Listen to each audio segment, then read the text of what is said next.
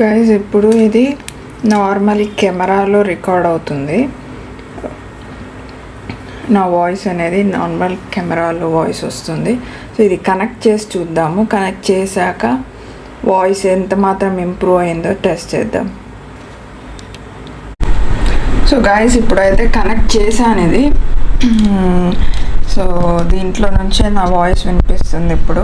So నేను డైరెక్ట్గా ఈ వీడియో అప్లోడ్ చేస్తాను. సో నా వాయిస్ అనేది ఎంత ఎన్హాన్స్ అయింది, ఎంత క్లారిటీ పెరిగింది, సౌండింగ్, సో అన్నీ మీకు క్లియర్గా అర్థమవుతుంది.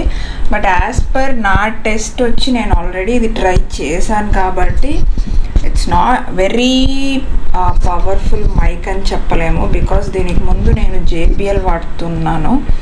JBL 800 సంథింగ్ పడింది. బట్ ఆ ప్రైస్కి అది వర్త్ అనిపించింది JBL మైక్.